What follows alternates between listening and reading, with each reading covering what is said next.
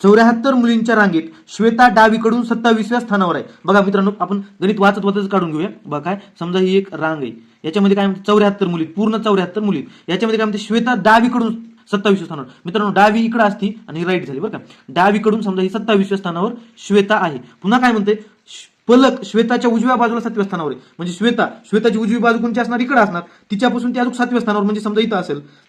हे किती झालं, 7. मित्रांनो 7 म्हणजे काय, 27 अधिक 7 किती झालं, 34. किती झालं, 34. इकडं ना लेफ्ट साइड कडून 34 झालं. म्हणजे पलक इथं आहे किती, डावीकडून 34व्या स्थानावर. पुन्हा काय म्हणते, पलकचे स्थान रांगेत उजव्या टोकापासून किती असेल, म्हणजे इकडून उजवीकडून पलकचं स्थान किती असेल. मित्रांनो सिंपल फॉर्म्युला असतो काय, समजा ही पलक आहे, तिचं स्थान काय असतं, L+R-1 बरोबर आहे. पीच्या ऐवजी आपण इथं टोटल घेऊ बरोबर. टोटल किती असतात, 74. डावीकडून पलक स्थान किती मित्रांनो, 34. आणि उजवीकडून आपल्याला काढायचे, म्हणजे ठेवू जसं तसं -1 बरोबर. 34 वजा 1 किती मित्रांनो, 33 प्लस हे R जसं तसं आणि हे 74. मित्रांनो आता R ची व्हॅल्यू आपल्याला काढायची. 74 मधून 33 गेले मित्रांनो, किती होतील, 41. म्हणजे पलकचं उजवीकडून स्थान किती असणार, 41. धन्यवाद.